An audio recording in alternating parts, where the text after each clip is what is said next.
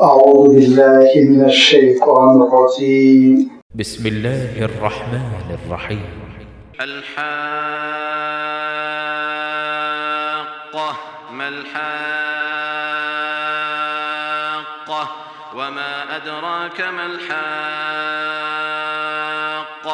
كذبت ثمود وعاد بالقارعة فأما ثمود فأهلكوا بالطاغية وأما عاد فأهلكوا بريح صرصر عاتية سخرها عليهم 7 ليال و8 أيام حسوما فترى القوم فيها صرعى كأنهم أعجاز نخل خاوية فهل ترى لهم من باقية وجاء فرعون ومن قبله والمؤتفكات بالخاطئة فعصوا رسول ربهم فأخذهم أخذة رابية إنا لما طغى الماء حملناكم في الجارية لنجعلها لكم تذكرة وتعيها أذن واعية. صدق الله العظيم. الحمد لله رب العالمين والصلاة والسلام على سيد المرسلين وعلى آله وأصحابه أجمعين أما بعد. سورۃ الحاقہ کی یہ ابتدائی 12 آیتیں ہیں جن کی آپ کے سامنے ابھی تلاوت کی گئی. سورۃ الحاقہ 3 مضامین پر مشتمل سورت ہے. 3 اس کے ٹاپکس ہے یا ہیڈنگز ہے. 3 موضوعات ہے جس پر اللہ تعالیٰ نے اپنا کلام نازل فرمایا. پہلا موضوع ہے پچھلی امتوں کی جانب اشارہ. ایک خاص حوالے سے انشاءاللہ اس کی وضاحت میں کچھ ہی دیر میں آپ کی خدمت میں رکھوں گا. دوسرا ٹاپک ہے، دوسرا عنوان ہے قیامت اور قیامت کی ہولناکیت. تیسرا ٹاپک ہے قرآن مجید، اس کی حقانیت، معجزہ قرآن پاک، اللہ کے رسول صلی اللہ علیہ وسلم پر اس کا نزول، اس کی کیفیت. انشاءاللہ یہ تینوں باتیں آپ کی خدمت میں دھیرے دھیرے آئے گی. آج جو آیتیں پڑھی گئی ہیں اس میں پچھلی امتوں کا اللہ تعالیٰ نے باختصار تمام بہت ہی مختصر انداز میں تذکرہ فرمایا، اور وہ تذکرہ ان 12 آیتوں میں آ گیا ہے جن کی بھی تلاوت کی گئی ہے. اور وہ تذکرہ یہاں کیوں آیا جبکہ قیامت کا تذکرہ آ رہا ہے، انشاءاللہ اس کا سبب آپ کی خدمت میں عرض کر دیا جائے گا. لیکن اس سے پہلے 2 اہم اور باتیں ہیں جس کی وضاحت ضروری ہے. پہلی بات یہ کہ اس کا زمانہ نزول کیا ہے، کس زمانے میں یہ سورت نازل ہوئی. ایک ایسا واقعہ حدیث کی کتابوں میں مروی ہے جس سے اس سورت کا کس زمانے میں نازل ہونا ہے وہ پتہ چل جاتا ہے. اور وہ واقعہ یہ ہے کہ حضرت عمر رضی اللہ تعالیٰ عنہ اسلام قبول کرنے سے پہلے اور آپ جانتے ہیں کہ حضرت عمر رضی اللہ تعالیٰ عنہ نے نبوت کے 6ویں سال اللہ کے رسول صلی اللہ علیہ وسلم نے جو اعلان نبوت فرمایا تھا اس کے 6 سال کے بعد اسلام قبول کیا تھا. تو حضرت عمر رضی اللہ تعالیٰ عنہ خود کہتے ہیں کہ مسلمان ہونے سے پہلے ایک دن مجھے خیال آیا کہ اتنا قریش میں چرچا ہے، بحث ہو رہی ہے، مخالفتیں ہو رہی ہیں، جھگڑے ہو رہے ہیں، تو میں بھی تو سبب چیک کروں، میں بھی تو تلاش کروں کہ کیا مسئلہ ہے. میں نے سوچا کہ کیسے ملاقات ہو اللہ کے رسول صلی اللہ علیہ وسلم سے. وہ راست سننا چاہتے تھے کہ کیا چیز ہے. تو حضرت عمر کہتے ہیں مجھے ترکیب یہ سمجھ میں آئی کہ میں راتوں رات حرم گیا اور غلاف کعبہ میں چھپ گیا میں غلاف کعبہ میں چھپ گیا اور چھپ کر کان لگا کر سونے کی کوشش کرتا رہا یہاں تک کہ وقت تہجد ہوا. اور آپ صلی اللہ علیہ وسلم کا یہ معمول تھا کہ تہجد حرم شریف میں ملتزم کے پاس بالکل قریب ہو کر پڑھا کرتے تھے. بات ہے اس وقت مشرکین مکہ سوتے پڑے رہے ہوں گے اور اللہ کے رسول صلی اللہ علیہ وسلم کا یہ بھی معمول تھا کہ تہجد میں تلاوت قدر آواز کے ساتھ کرتے تھے. جہر سے مراد وہ جہر نہیں جو ہمارے امام صاحب مغرب میں یا عشاء میں جہر کرتے ہیں یا فجر میں. ہلکا سا جہر فرماتے تھے کہ آس پڑوس کے لوگ سن سکتے تھے. شاید اس میں دعوت کا پہلو بھی اللہ کے رسول صلی اللہ علیہ وسلم کے سامنے رہا ہوگا. لوگ سنیں گے کلام اللہ تو قریب ہوں گے. تو حضرت عمر رضی اللہ تعالیٰ عنہ کہتے ہیں میں غلاف کعبہ میں چھپا ہوا کان لگا کر سن رہا تھا کہ اللہ کے رسول صلی اللہ علیہ وسلم کیا پڑھتے ہیں. تو اللہ کے رسول صلی اللہ علیہ وسلم نے سورۃ الحاقہ شروع فرما دی. الحاقۃ ملحاقہ. حضرت عمر کہتے ہیں کہ اتنا میں متاثر ہوا ماہ ہو گیا سننے میں. ہمتن گوش میں سن رہا تھا. اچانک مجھے خیال آیا یہ تو میں دل دے بیٹھا مجھے تو مخالفت کرنی ہے مجھے تو معاذ کھولنا ہے سن کر اس کے خلاف بولنا ہے. لہذا میں نے دل میں سوچا کہ یہ کہیں گے کہ بہت اچھے شاعر ہیں بہترین شاعر ہے شاعری کرتے ہیں. دل میں میرا یہ سوچنا تھا کہ اللہ کے رسول صلی اللہ علیہ وسلم سورۃ الحاقہ کی اس آیت پہ پہنچ گئے انہ لقول رسول کریم وما هو بقول شاعر قلیلا ما تؤمنون. یہ شاعر نہیں ہے یہ اللہ کے بہت ہی عزت والے کرامت و احترام والے رسول ہیں. یہ کلام الہی ہے جو تم سن رہے ہو. حضرت عمر رضی اللہ تعالیٰ عنہ کہتے ہیں میں چونک گیا. چونکنے کے بعد کہا یہ تو کاہن لگ رہے ہیں جن کو پیشگی حالات کا علم ہو جاتا ہے.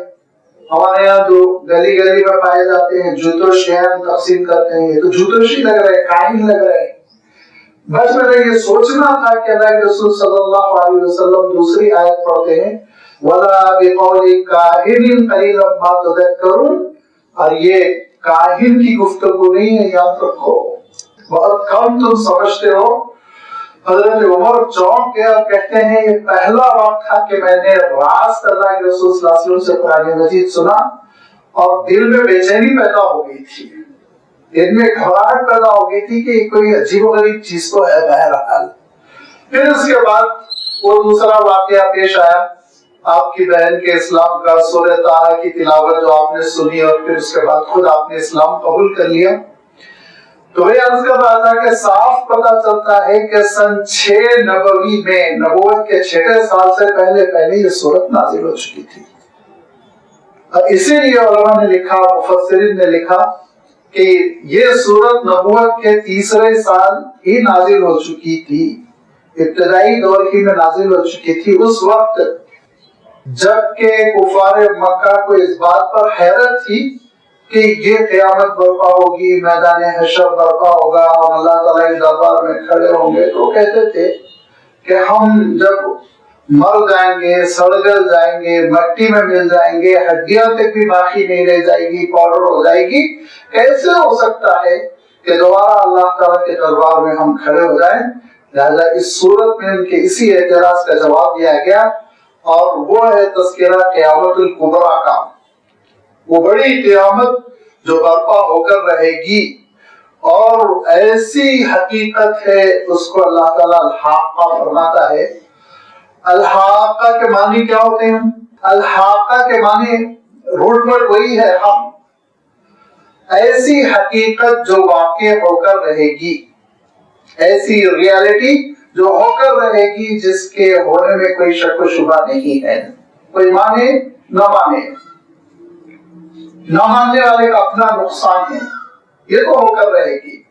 لہذا اللہ تعالیٰ نے آغاز ہی فرمایا الحاقۃ ملحاقہ وما ادراک ملحاقہ ریپیٹیشن کے ساتھ تکرار کر دی اللہ تعالیٰ نے، اور یہ تکرار دراصل ذہنوں کو اپیل کر گئی. لوگ چونک پڑے کہ یہ کون سی ایسی حقیقت ہے جو واقع ہو کر رہے گی جس میں کوئی شک و شبہ نہیں ہے. لہذا اس حقیقت کا تذکرہ فرما. آگے چل کے فَإِذَا نُفِخَ فِي الصُّورِ نَفْخَةٌ وَاحِدَةٌ، وہاں سے پھر قیامت کا تذکرہ آیت نمبر 13 سے شروع ہوگا. الحاقہ اس سورت کا نام ہی رکھ دیا گیا سورۃ الحاقہ، اس لیے کہ اس لفظ سے اس سورت کا آغاز ہوا. تین مرتبہ یہ لفظ تکرار کے ساتھ وارد ہوا، اسی لیے اس سورت کو سورۃ الحاقہ کہتے ہیں. اور حاقہ کے معنی میں نے عرض کیا نا، حق سے یہ لفظ بنا ہے، اور یہ اس میں فاعل مؤنث کا صیغہ بنتا ہے جس کے معنی ہے وہ واقعہ، وہ حادثہ، وہ چیز جو واقع ہو کر رہے گی. الحاقہ وہ حقیقت کیا ہے؟ فرمایا مل حاقۃ وما ادراک ما الحاقہ، اور اس حقیقت سے تم کتنے واقف ہو؟ تم واقف نہیں ہو، کیونکہ یہ ایک ایسی حقیقت ہے جو شدنی ہے، جو واقع ہو کر رہے گی. اور اس حقیقت کو سوائے اللہ کے صحیفے کے اور سوائے اللہ کے رسول صلی اللہ علیہ وسلم کے لسان نبوت کے کوئی نہیں بتا سکتا. یہ مستقبل کا یہ وہ واقعہ ہے جس کے علم کی بنیاد ہی اللہ کی کتاب ہے، اور جس کے علم کی بنیادی وحی الہی ہے. لہذا فرمایا کہ وحی الہی میں جو بتایا جائے گا اس سے تم کو اپنے ایمان کی تعمیر کرنی ہوگی، ایمان بنانا ہوگا، اس پر ایمان لانا ہوگا، اور اگر نہیں تو پھر انجام برا ہوگا. الحاقۃ مالحاقہ، وہ حقیقت کون سی حقیقت ہے؟ اس حقیقت کے بارے میں تم کیا جانتے ہو؟ تم کچھ نہیں جانتے. تمہارا علم یہاں پہنچا ہے، تمہارا علم آگے کام نہیں کرتا. تم تو صرف دنیا کی موٹی موٹی باتوں سے واقف ہے، ان بڑے حقائق سے تم واقف نہیں جس کے لیے انسانیت کو پیدا کیا گیا ہے. لہذا اس پر ایمان کی ضرورت ہے، اور ایمان کیسے قبول کرنا ہے، اس کی صورت کیا ہوگی، کیسے قیامت واقع ہوگی، اس کی علامتیں کیا ہوں گی، اس کا تذکرہ آ رہا ہے.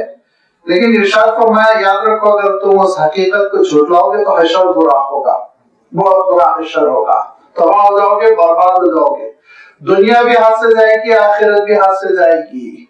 لہذا ارشاد فرمایا کذبت ثمود وعاد بالقاریہ، اس کھڑکھڑا دینے والی اور ٹکر لینے والی حقیقت کا انکار قوم ثمود نے بھی کیا، قوم عاد نے بھی کیا، ہر دو قوموں نے کیا. تو کیا ہوا؟ قیامت کبریٰ کا انکار کیا، قیامت صغریٰ میں برباد ہو گئے. یہ ہے اصلاً جو میں نے عرض کیا تھا نا کہ کچھ دیر بعد اشارہ آئے گا کہ پچھلی امتوں کا تذکرہ کیسے آئے گا. یہاں پر ان چند آیتوں میں جو پچھلی امتوں کی تاریخ کا ایک جامع خلاصہ اللہ تعالیٰ نے بیان فرمایا، اور کمالی اختصار کے ساتھ، اتنا مختصر کہ اللہ تعالیٰ نے 9 آیتوں میں تذکرہ فرما دیا پوری پچھلی تاریخ کا. تو کیا حقیقت ہے؟ کیوں یہ پچھلی امتوں کی تاریخ کیوں بیان کی جا رہی ہے؟ کہ انہوں نے قیامت کبریٰ کا انکار کیا. قیامت کبریٰ کا انکار کیا تو قیامت صغریٰ سے وہ برباد ہو گئے. ابھی قیامت کبریٰ تو آنے والی ہے، ابھی تو اس کے انتظار میں ہیں. تو قیامت صغریٰ کیا ہے؟ قیامت صغریٰ یاد رکھیے 2 طرح سے ظاہر ہوتی ہے. ایک تو یہ کہ اللہ تعالیٰ سب کی حفاظت فرمائے، اللہ تعالیٰ کے عذاب کی شکل میں ظاہر ہوتی ہے. اور دوسرے یہ کہ اللہ کے رسول صلی اللہ علیہ وسلم ارشاد فرماتے ہیں من مات فقد قامت قیامتہ، یہ بھی قیامت صغریٰ ہے. موت آنے کے ساتھ ہی انسان کی انڈیویجول قیامت ہو گئی، ختم ہو گیا اس کا قصہ. اب اس کو بس انتظار کرنا ہے میدان حشر کا. حشر برپا ہوگا تبھی اب دوبارہ زندگی ملے گی. اس وقت تک امانت قبر میں اٹھا کر رکھ دی گئی ہے. لہذا یہ وہ قیامت ہے جو جس کا پہلا مرحلہ، پہلی منزل ہر انسان کے ساتھ جڑا ہوا، لگا ہوا ہے. کب آ جائے، کس لمحے آ جائے، کتنی دیر کے اندر آ جائے، وہ انسان بتا نہیں سکتا. کبھی کبھی حیرت ہوتی ہے کہ عشاء میں ہم اپنے ساتھی کے ساتھ نماز پڑھتے ہیں، فجر میں ان کی موت کی خبر آتی ہے. یہ قیامت صغریٰ ہے، یہ تمہاری قیامت ہے. زیادہ انکار نہ کرو، اس حقیقت کو سمجھو. لہذا اس حقیقت کو جن لوگوں نے نہیں سمجھا اور انکار کیا ان کے اعمال بھی برباد ہو گئے، اور اس بدعمالی کی وجہ سے ان کا حشر پورا ہوا، عذاب کے شکار ہو گئے، دنیا ختم ہو گئی، اور آخرت میں تو اس قیامت کے انکار، حق کے انکار، رسول کے انکار کی وجہ سے وہ جہنم میں پھینک ڈالے جائیں گے۔ اور اس کا اللہ تعالیٰ نے صاف تذکرہ فرمایا کہ ان کا کیا عالم ہوگا قیامت کے دن، کیسے اللہ تعالیٰ کے دربار میں پیش کیے جائیں گے، اور کیسی ان کی ناکامی، کیا پچھتاوا ہوگا۔ حلقانی سلطانیہ سب چلا گیا، سلطنت، مال، دولت، سربراہی، لیڈرشپ سب ختم ہو گئی، حسرت اور یاس کے ساتھ جہنم میں پھینک دیے جائیں گے۔ لہذا اللہ تعالیٰ فرماتا ہے کذبت ثمود، انکار کر دیا، جھٹلایا قوم ثمود نے، وعاد اور قوم عاد نے، بالقاریہ، القاریہ بھی قیامت کے ناموں میں سے ایک نام ہے، الحاقہ نام ہے، القاریہ نام ہے، القیامہ نام ہے، یوم البعث نام ہے، الساعۃ نام ہے، مختلف ناموں سے اللہ تعالیٰ نے قیامت کو تعبیر فرمایا۔ ہر نام کا ایک اپنا مفہوم ہے، اہمیت ہے، دل و دماغ پر وہ ایک اثر پیدا کرتا ہے، اثر ڈالتا ہے۔ القاریہ اصلاً قرع کے معنی کہتے ہیں ٹکرانا، کھڑکھڑانا، زور سے، جیسے کوئی دروازے پہ آ کے اپنے ہاتھوں کو پٹکے تو جو آواز ہوگی اس کو قرع الباب کہتے ہیں، دروازے کو کھڑکھڑا دیا اس نے۔ اللہ تعالیٰ نے قیامت کو القاریہ فرمایا کیونکہ قیامت اس کائنات سے ٹکرائے گی، اور جیسے ریڈ ڈالنے والے آفیسر دروازہ توڑتے ہیں اور چیخ پکار کے ساتھ، ایک دھماکے کے ساتھ داخل ہوتے ہیں بالکل اس کائنات میں، اسی طرح قیامت داخل ہوگی، اسی لیے اس کو فرمایا القاریہ۔ اور سورۃ القاریہ آئے گی انشاءاللہ، زیادہ وضاحت ہوگی۔ یہاں فرمایا کذبت، جھٹلا دیا قوم ثمود نے، قوم عاد نے، بالقاریہ، قیامت کو، کھڑکھڑا دینے والی چیز کو، ٹکر لینے والی چیز کو انہوں نے جھٹلا دیا۔ تو کیا ہوا حشر؟ فاما ثمود فاہلکوا بالطاغیہ، رہے ثمود تو وہ ہلاک کر دیے گئے طاغیہ کے ذریعے سے، ایسے عذاب کے ذریعے سے جو بے قابو تھا، جو سوائے اللہ کے اور کسی کے کنٹرول میں نہیں آ سکتا تھا، دھماکہ تھا اور حد سے تجاوز کر جانے والا آواز تھا۔ طغا کے معنی ہوتے ہیں حد سے آگے بڑھ جانا، لمٹ کو کراس کرنے کو طغا کہتے ہیں۔ آگے آپ دیکھیں گے پھر آ رہا ہے لفظ انا لما طغى الماء، پانی جب لمٹس کو کراس کر گیا، حملناکم فی الجاریہ، تو ہم نے تم کو کشتیوں پر سوار کیا۔ وہ کیا مفہوم ہے انشاءاللہ اس کی وضاحت تھوڑی دیر میں آنے والی ہے۔ تو طغا کے معنی ہوتے ہیں، اسی لیے آپ نے دیکھا ہوگا پرانی اردو میں ایک لفظ ہے طغیانی، یہی روٹ ورڈ سے بنا ہوا ہے۔ طغیانی کے معنی ہوتے ہیں پانی حد سے آگے بڑھ جائے، سیلاب کی شکل اختیار کر جائے۔ تو پرانے بزرگ حضرات جانتے ہیں حیدرآباد کی طغیانی بہت مشہور تھی، اور موجودہ دور میں جو سیلاب آیا تو اس کو طغیانی نہیں کہا گیا ہے، وہ پرانی اردو دھیرے دھیرے ختم ہو گئی۔ تو میں عرض کر رہا تھا طغا کے معنی ہوتے ہیں حد سے آگے بڑھنا۔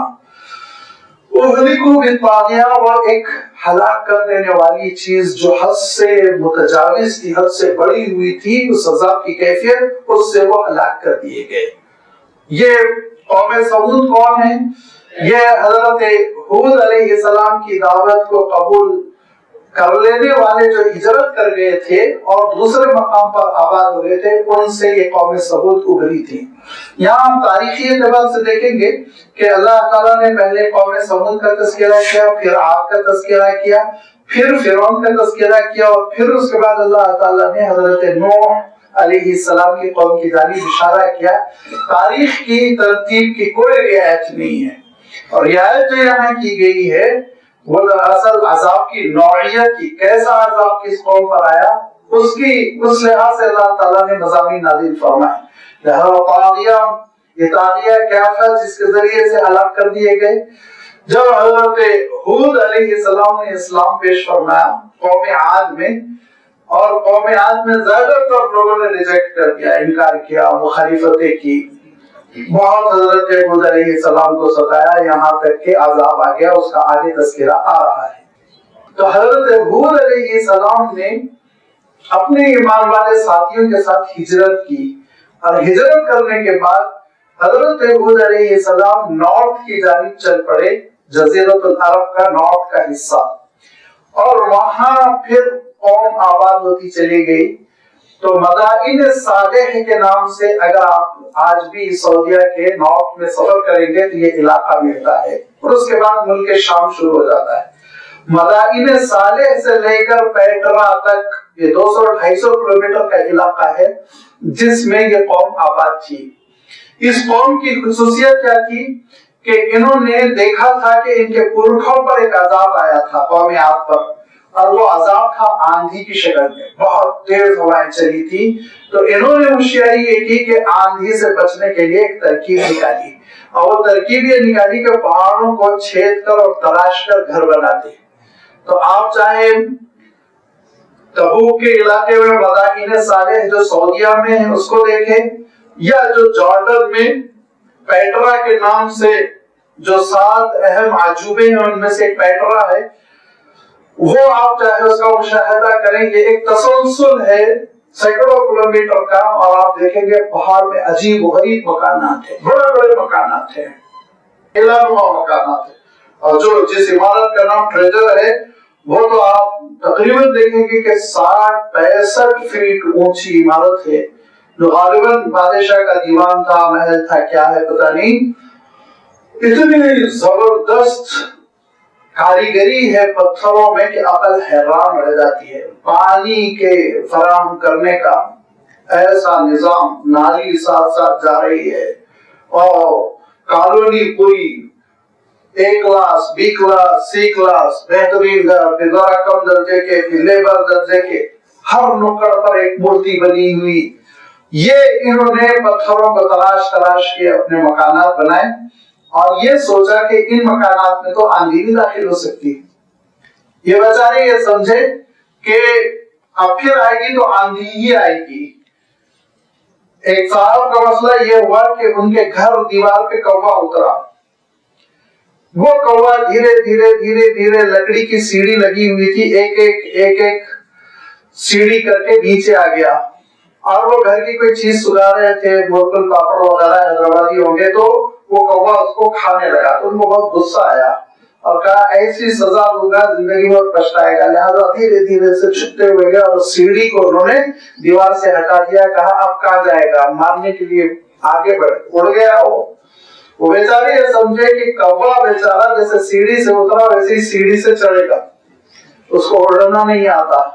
تو انسان جب نادان ہوتا ہے تو ایسے ہی بیوقوفی کے فیصلے کرتا ہے.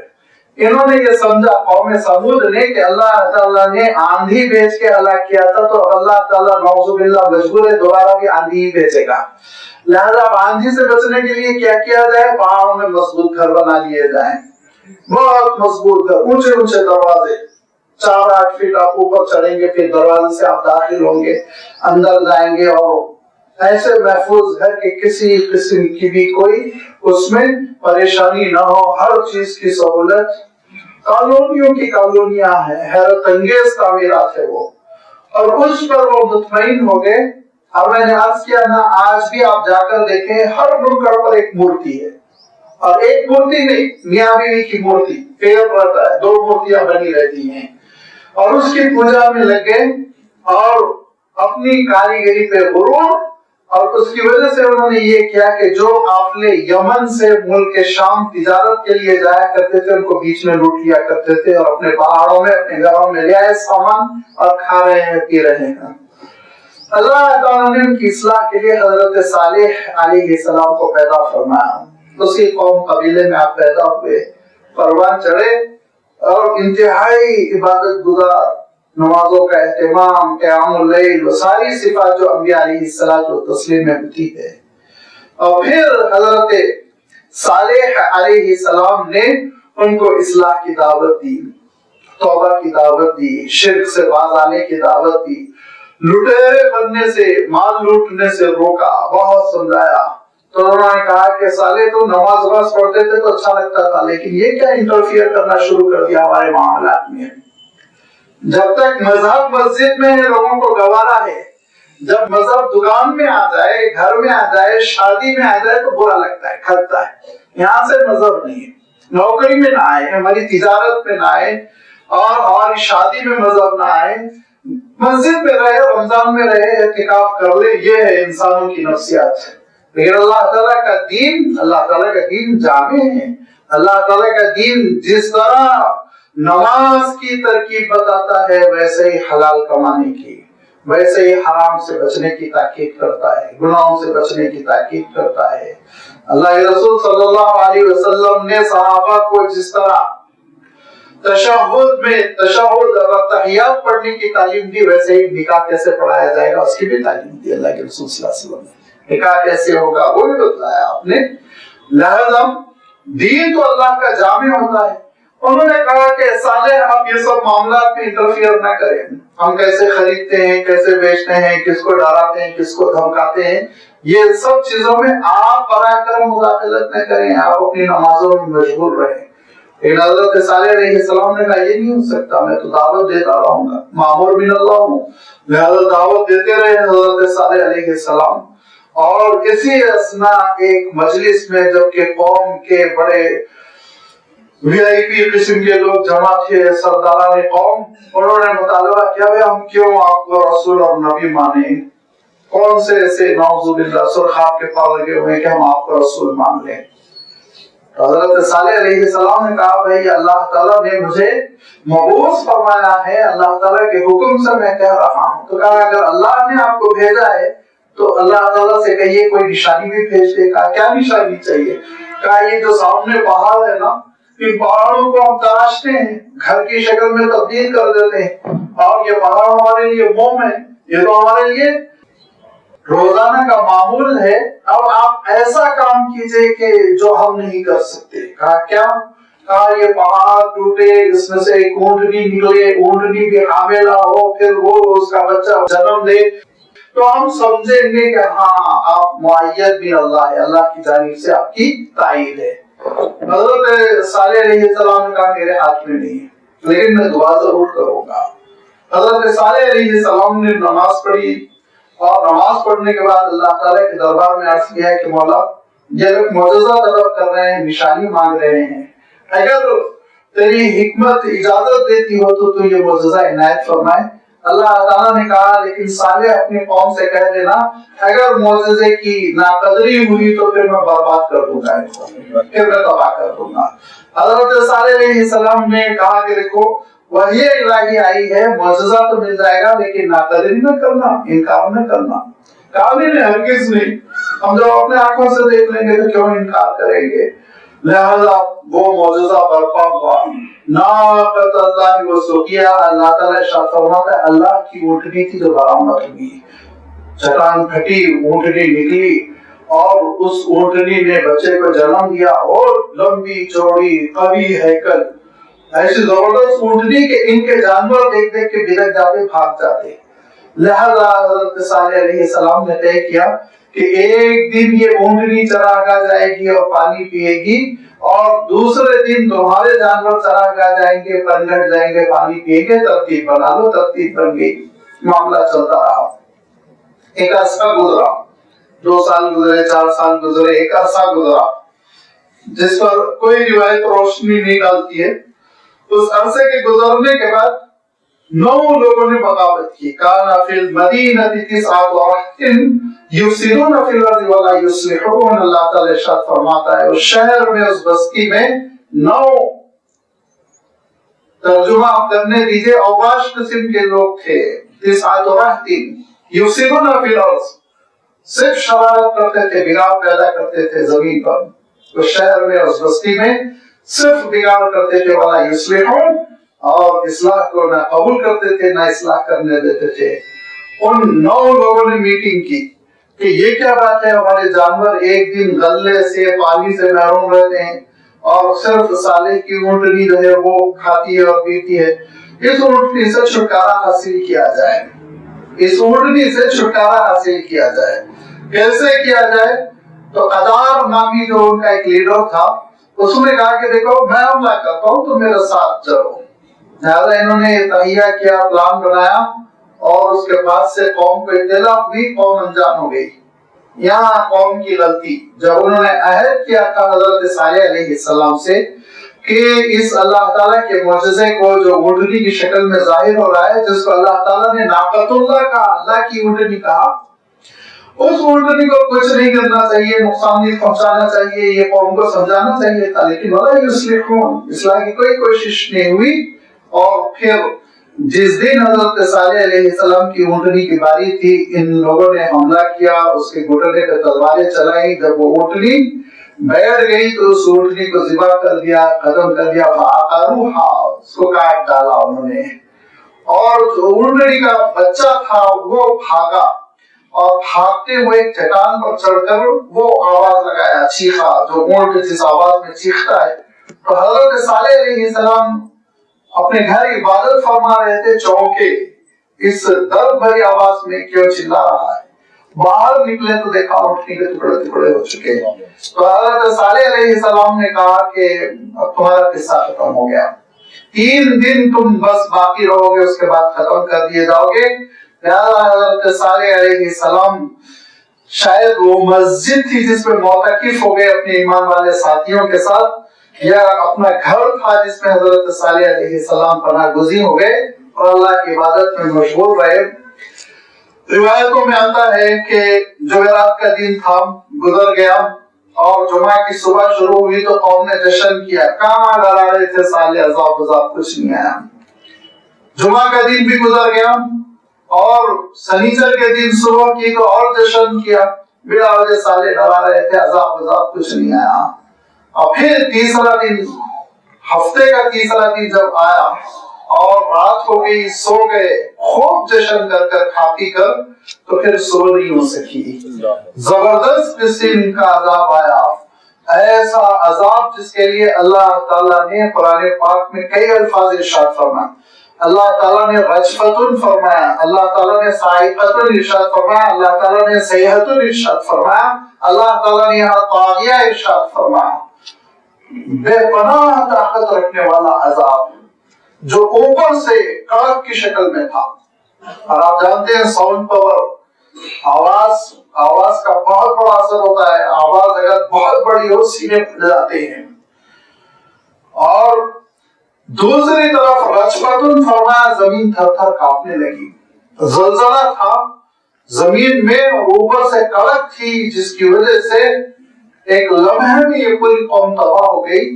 لیکن کہتے ہیں حضرت صالح علیہ السلام اور حضرت صالح علیہ السلام کے ایمان والے ساتھی جہاں معتکف تھے، وہاں ایسے لگا جیسے کہ ایک سوراخ سے ہوا آ رہی ہو، اس سے زیادہ نہیں محسوس ہوا۔ اور پھر اس کے بعد سے یہ عذاب اپنا کام کر کر جب چلا گیا اور حضرت صالح علیہ السلام باہر نکلے تو بس لاشیں ہی لاشیں، تباہی بربادی۔ تو حضرت صالح علیہ السلام کف افسوس مرتے ہوئے وہاں سے ہجرت کر گئے، اور حضرت صالح علیہ السلام ہجرت کر کے کہاں گئے؟ بعض لوگوں نے لکھا ہے کہ یمن کی طرف تشریف لے گئے، بعض لوگوں نے کہا کہ شام کی طرف، دمشق کی طرف چلے گئے، واللہ عالم۔ ہجرت ہو گئی، وہ قوم ختم ہو گئی۔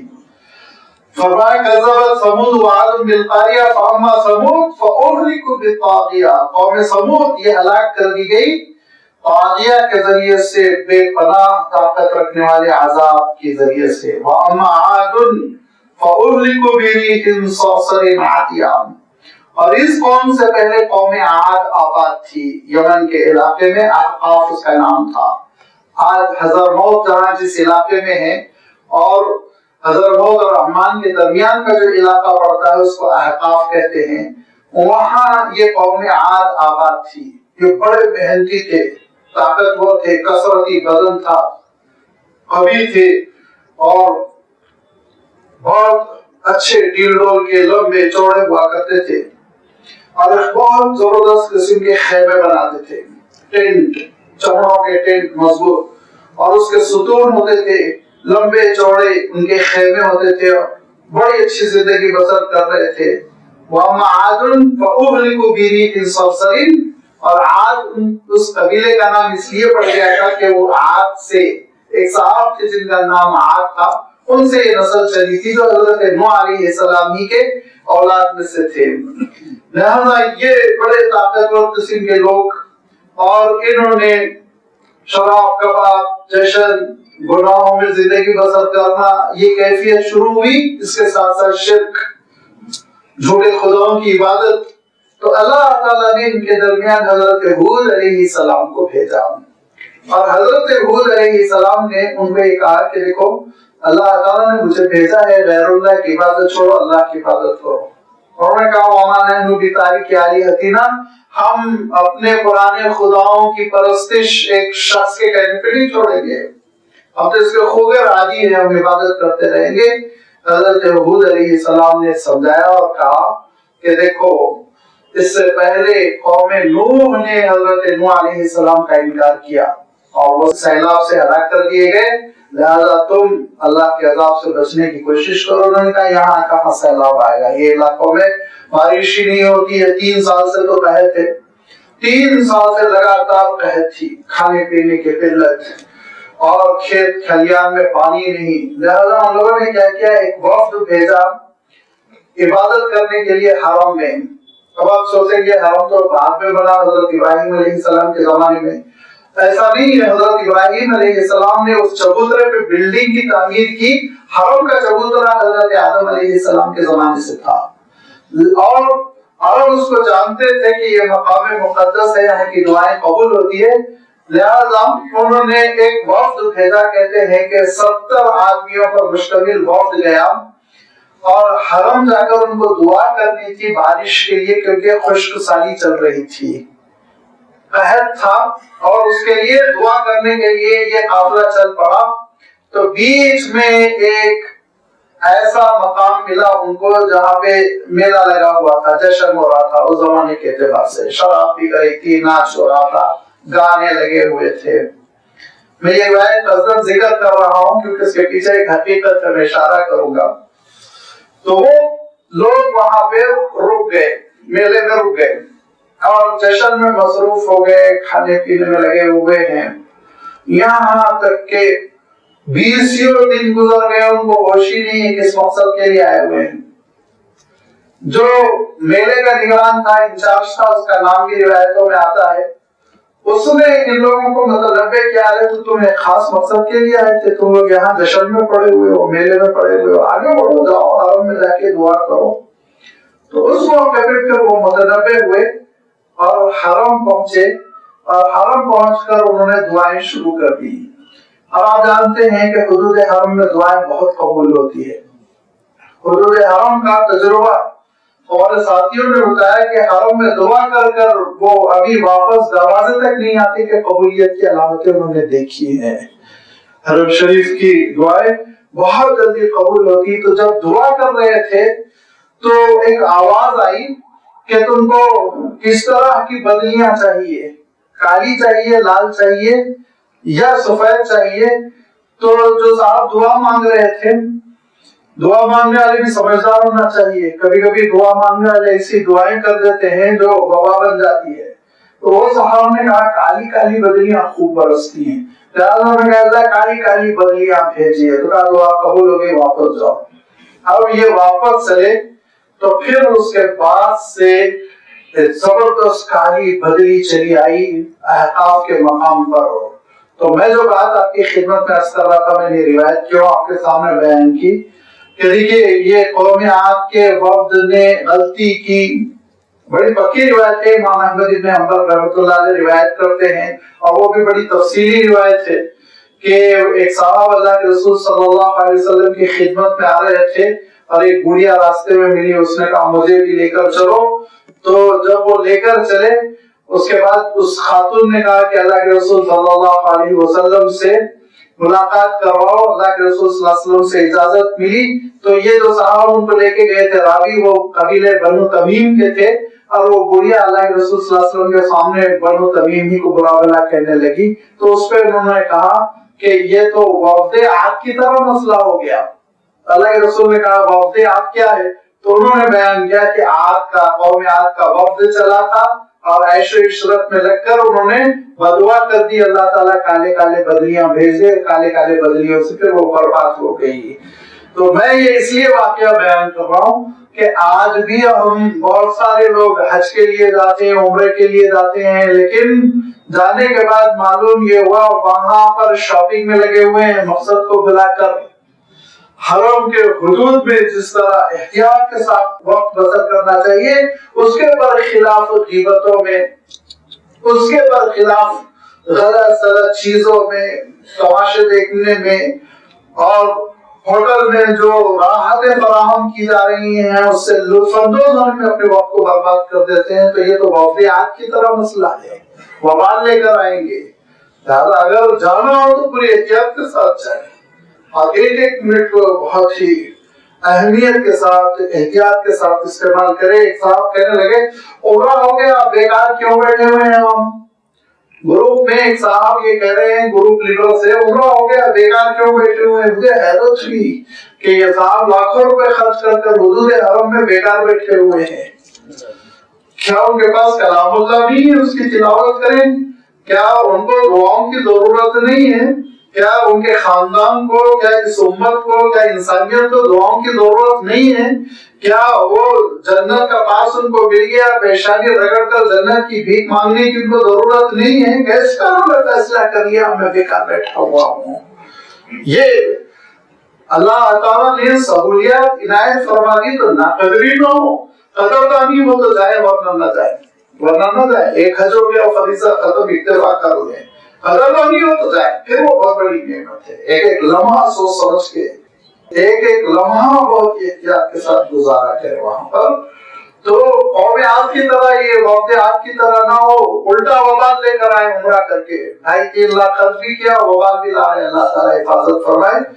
یہ لوگ وبال لے کر آئے کہ انہوں نے اپنے حق میں، اپنی قوم کے حق میں بددعا کر دی، اور اس کے بعد سے ہوا یہ مہد نامی ایک خاتون جو باہر نکلی اپنے کھیتوں اور باغوں کی رکھوالی کے لیے، تو اس خاتون نے دیکھا کہ بہت ہی کالے بادل آ رہے ہیں جو معمول سے زیادہ کالے ہیں، تو وہ چلائی چیخی گھبرائی ہوئی دوڑتی ہوئی آئی اور لوگوں کے درمیان پہنچ کر بے ہوش ہو گئی، اور لوگ گھبرا گئے، کہا کیا ہوا؟ پورا مجمع جمع ہو گیا، لوگ آ گئے، کیا ہوا ہے بھائی؟ کوئی جنگ ہو رہی ہے، فوج آ گئی، حملہ ہونے والا ہے۔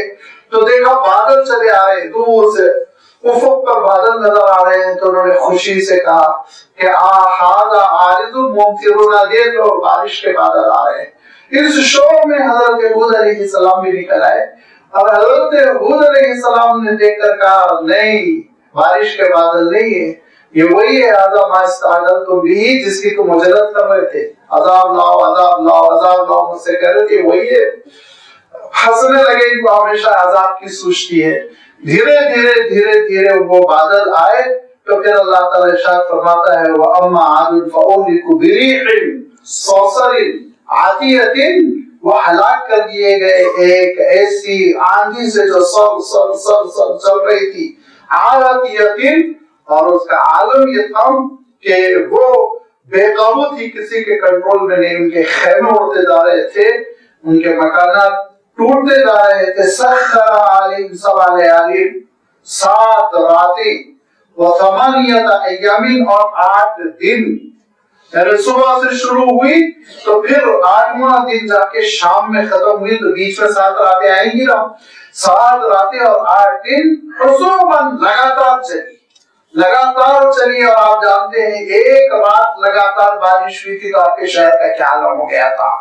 اور یہ آندھی جو اللہ تعالیٰ نے مسلط فرما دی تھی عذاب کی شکل میں، وہ لگاتار 7 راتیں اور 8 دن چلتی رہی۔ فَتَرَى الْقَوْمَ فِيهَا سَرْعَىٰ، تو زبردست قسم کے سورما پہلوان موٹے تازے لوگ، ان کا عالم یہ تھا کہ وہ جیسے پہلوان کو پچھاڑ دیا جاتا ہے اور پیٹ کے بل یا اوندھے منہ کو گرا دیا جاتا ہے، اوندھے منہ گرے ہوئے تھے، ایسے کأنہم اعجاز نخل خاویۃ، گویا کہ وہ کٹے ہوئے کھجور کے تنے ہیں جو میدان میں بکھیر دیے گئے، لاشوں کو کھانے کے لیے گرے نہیں تھی۔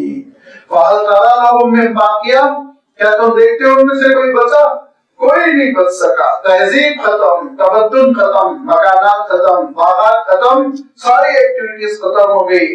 اور حضرت ہود علیہ السلام نے حسرت کے ساتھ ارشاد فرمایا کہ میں نے تم کو سمجھایا تھا لیکن تم نے خیر خواہوں کی نصیحت کو قبول نہیں کیا. لا تحب ولکن لا تحبون الناصحین، خیر خواہوں کو، اصلاح کرنے والوں کو، تمہاری سوسائٹی کو درست کرنے کی کوشش کرنے والوں کو تم نے پسند نہیں کیا. جب حضرت ہود علیہ السلام نے یہ ارشاد فرمایا تو حضرت عمر رضی اللہ تعالیٰ عنہ پوچھتے ہیں اللہ کے رسول، وہ تو مر چکے تھے، تو اللہ کے رسول صلی اللہ علیہ وسلم نے اس واقعے کی جانب توجہ دلائی کہ جب جنگ بدر ہو گئی اور 70 سورما قریش کے مارے گئے، گڑھے میں ڈال دیا گیا، تو حضور اکرم صلی اللہ علیہ وسلم نے قلیب بدر کہتے ہیں اس کو، اس کے نکا پہ کھڑے ہو کے کہا کہ دیکھو اللہ نے جو وعدے کیے تھے وہ میں نے تو پورے ہوتے ہوئے پا لیے، تم سے جو وعدے ہوئے تھے وہ پورے ہو رہے ہیں، سزا مل رہی ہے. لوگوں نے پوچھا اللہ کے رسول مر چکے ہیں؟ کہا اللہ تعالیٰ سنانے پہ قادر ہے، اللہ تعالیٰ سنانے پر قادر ہے. یہاں بھی حضرت ہود علیہ السلام مخاطب ہو کر کہتے ہیں کہ میں نے بہت ان کو سمجھانے کی کوشش کی اور میں نے تبلیغ دین کی، تمہاری تربیت کی کوشش کی، ولیکن لا تحبون الناصحین، خیر خواہوں کو تم نے پسند نہیں کیا. پھر حضرت ہود علیہ السلام ایمان والے ساتھیوں کے ساتھ چلتے چلے گئے، اور ابھی میں نے عرض کیا قوم سمود کا تذکرہ کہ شمال کی جانب آپ کا نارتھ کی طرف سفر ہوا اور دھیرے دھیرے قوم آباد ہوئی، ترقی کی، نافرمان بن گئی، پھر وہ بھی برباد ہو گئی، اس کا تذکرہ گزر چکا ہے. پھر دور آیا وجاء فرعون ومن قبلہ والمؤتفقات بالخاطئہ، کہ فرعون اور فرعون سے پہلے وہ بستی جو تلپٹ کر دی گئی، الٹ دی گئی، حضرت لوط علیہ السلام کی بستی جس میں بڑی بے حیائی تھی، بڑی نافرمانی تھی، اور حضرت ہود علیہ السلام نے ان کو بہت سمجھایا لیکن یہ بات نہیں مان رہے تھے. اور آخر کار انہوں نے حضرت لوط علیہ السلام کو دھمکی دی کہ اگر اپنی تبلیغ سے، دعوت سے، اصلاحی کوشش سے باز نہیں آؤ گے تو پتھر مار مار کے تم کو ہم نکال دیں گے بستی سے، پتھر مار مار کے سنسار کر دیں گے، تم کو یہاں سے نکال دیں گے. اللہ کے نبی اور رسول کو سنسار کرنے کا جب انہوں نے چیلنج کیا، دھمکی دی، تو اللہ تعالیٰ نے کہا دیکھو تمہارا کیا حشر ہوتا ہے. حضرت ابراہیم علیہ السلام سے ملتے ہوئے فرشتے حضرت لوط علیہ السلام کے پاس نوجوانوں کی شکل میں پہنچے، اور حضرت لوط علیہ السلام نے دیکھا کہ 3 نئے نوجوان آئے ہوئے ہیں، تو بہت گھبرا کے قوم بدتمیزی کرے گی، نوجوانوں کو پریشان کرے گی، اپنے گھر میں فوراً پناہ دی.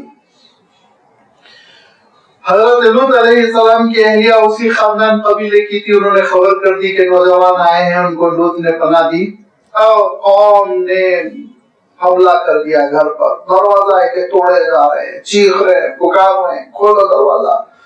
حضرت لوط علیہ السلام رو رہے ہیں، ٹوپ رہے ہیں، کہہ رہے ہیں اے نادانو ذرا سا عقل کے ناخن لو، سمجھنے کی کوشش کرو، گناہوں سے پرہیز کرو، یہ مہمان ہیں، ان کو میں پناہ دیا ہوا ہوں. لیکن حضرت لوط علیہ السلام کی بات انہوں نے نہیں مانی، دروازہ توڑنے کی کوشش کر رہے ہیں، بلکہ بس ٹوٹنے ہی والا دروازہ ہے کہ بڑی حسرت کے ساتھ حضرت لوط علیہ السلام کہتے ہیں پروردگار کوئی میرا سہارا نہیں، تنہا میں پڑ گیا. فرشتے بول پڑے نہیں آپ تنہا نہیں ہیں، ہم آپ کا سہارا بننے آئے ہیں، ہم انسان ہے ہی نہیں، ہم فرشتے ہیں.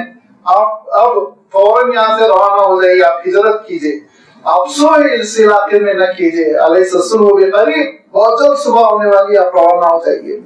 آپ پلٹ کے نہیں دیکھیں گے، آپ ایک چیخ ہوگی، دھماکہ ہوگا، آپ پلٹ کے نہیں دیکھیں گے. لا یلتفت احد منکم، جو پلٹ کے دیکھے گا وہ بھی عذاب کا شکار ہو جائے گا.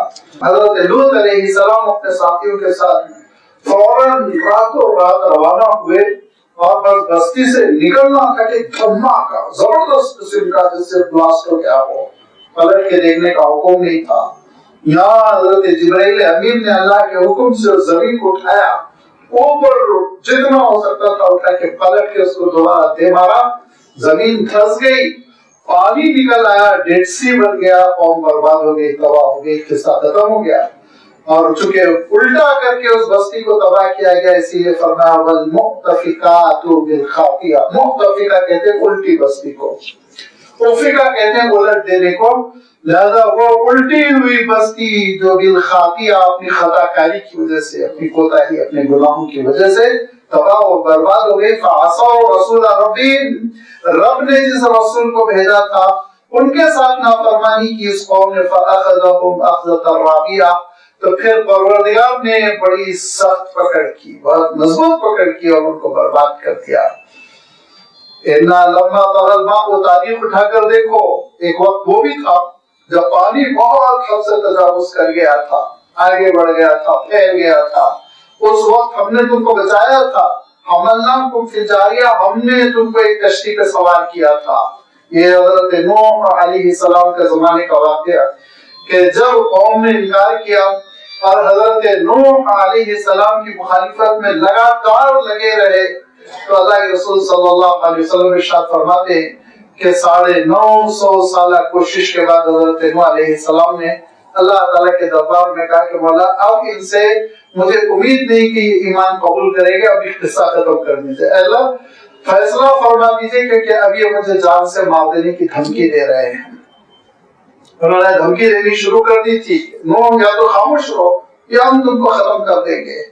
تو اللہ تعالیٰ نے کہا کہ اے نوح آپ ایسا کیجئے، درختوں کو کاٹیے، اس میں سے تختے بنائیے، تختوں کو جوڑیے، کشتی کی شکل دیجیے۔ حضرت نوح علیہ السلام نے وحی الہی ہے، انکار کی گنجائش ہی نہیں ہوتی، درختوں کو اپنے ساتھیوں کے ساتھ کاٹنا شروع کیا۔ اب یہ حیران کہ حضرت نوح علیہ السلام اب تک دعوت دے رہے تھے کہ درخت کیوں کاٹ رہے ہیں، درخت کر کے ان کو تختوں کی شکل دینی شروع کر دی، یہ اور حیران ہوئے۔ اس کے بعد حضرت نوح علیہ السلام نے 1 سال درخت کاٹ کر جمع کیا، 1 سال تختے بنائے، 1 سال تختوں کو جوڑ کر عظیم الشان کشتی، بڑی زبردست کشتی بنا دی۔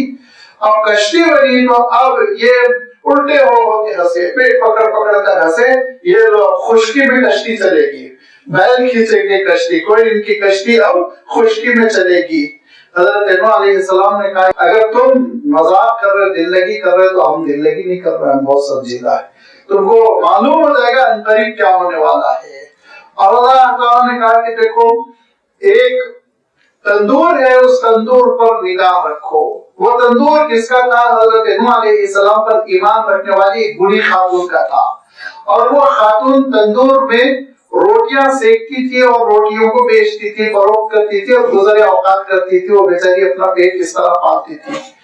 لہذا اللہ تعالیٰ نے حضرت نوح علیہ السلام سے کہا تندور پر نگاہ رکھنا، تندور سے پانی آئے تو سمجھ لینا کچھ ہونے والا ہے۔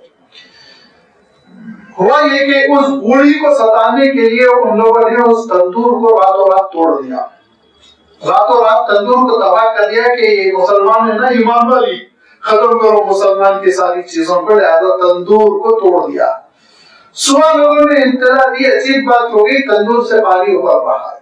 وہ فارت تندور فرمایا اللہ تعالیٰ نے، تندور سے جس میں روٹی سیکی جاتی ہے اس سے پانی نکل رہا ہے، پانی ابل رہا ہے۔ حضرت نوح علیہ السلام نے کہا آ جاؤ ایمان والو، فوراً آ جاؤ۔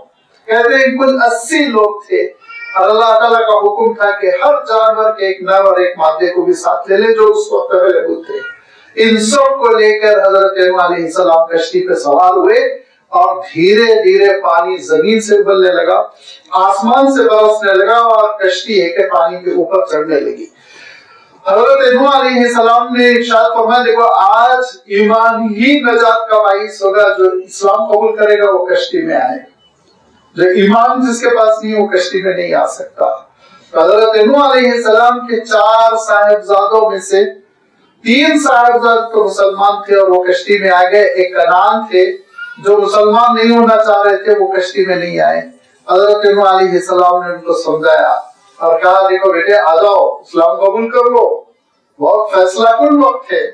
انہوں نے کہا نہیں، پانی تھوڑا بہت ہے، برس رہا، بارش ہو رہی ہے اور تھوڑا نیچے سے آ رہا ہے، تو کتنا 10 فٹ 15 فٹ آ جائے گا، میں تو پہاڑ پہ چڑھنے والا ہوں۔ حضرت نوح علیہ السلام نے کہا لا عاصم اليوم من امر اللہ الا من رحم، پہاڑ وہاڑ کوئی چیز نہیں بچا سکے گا بیٹا، صرف اور صرف اللہ کی رحمت، اسلام، ایمان۔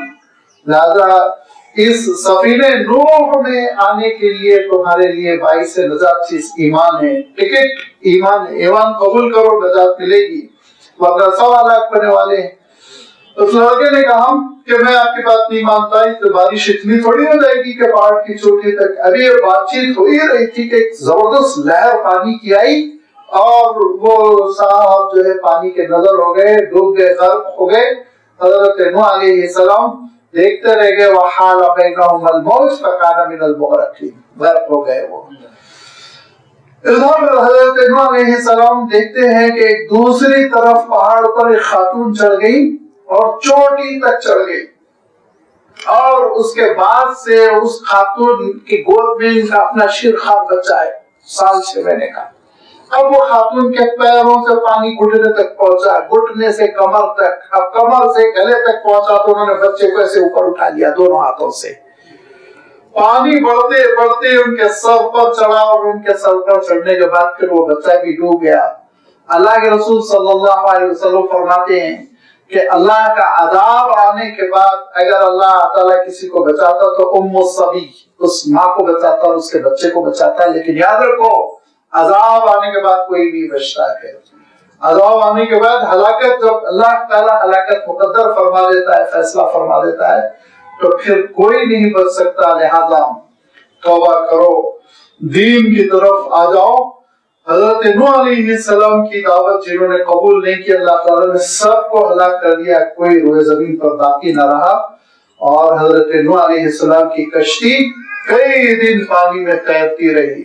جب اللہ کا فیصلہ پورا ہو گیا تو پھر اللہ تعالیٰ ارشاد فرماتا ہے کہ ہم نے حکم دیا یا سماء اقلعی ماءکی، وہ یا رب ابلعی ماءکی، اے زمین پانی چوس لے، اے آسمان پانی تھام دے.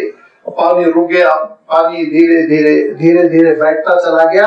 اور حضرت نوح علیہ السلام کی کشتی وہ جودی پہاڑی پر جا لگی، جو ایک پہاڑ کا سلسلہ ہے. جیسے ہمارے اوپر نارتھ میں ہمالیہ کا سلسلہ ہے، ایسے ہی ایک پہاڑ کا سلسلہ ہے جس کو جبل ارارات کہتے ہیں. یہ ترکی سے شروع ہو کر روس تک جاتا ہے. اسی میں ایک اونچا پہاڑ ہے، اس کو جودی پہاڑی کہتے ہیں. اس پہاڑی پہ حضرت نوح علیہ السلام کی کشتی جا لگی. حضرت نوح علیہ السلام اترے. اترنے کے ساتھ ہی حضرت نوح علیہ السلام اللہ تعالیٰ کے دربار میں حاضر ہوئے، شکرانہ ادا کیا ہوگا اور پھر دعائیں کی. اور ان دعاؤں میں حضرت نوح علیہ السلام کہتے ہیں کہ اے اللہ، میرا بچہ، میرا بیٹا وہ ہلاک ہو گیا، جوانی کی موت مر گیا، ایمان سے محروم تھا، اللہ دنیا ختم ہو گئی، عذاب کا شکار ہو گیا، لیکن اللہ آخرت کے لیے اس کو آپ معاف فرما دیجئے، عذاب سے اس کو آپ محفوظ کر دیجئے. میرا بیٹا ہے، نبی رسول کا بیٹا ہے.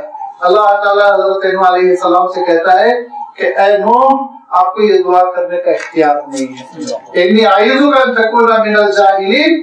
میں اللہ تعالیٰ ارشاد فرماتا میں آپ کو نوٹس دے رہا ہوں، اگر آپ یہ دعا پر اصرار کریں گے تو آپ کا شمار جاہلوں میں ہوگا. آپ کو اس بات کی اجازت نہیں ہے کہ جو کفر پر مرا اس کے لیے دعائے مغفرت کرے. انہ لیس من اہلک انہ عمل غیر صالح.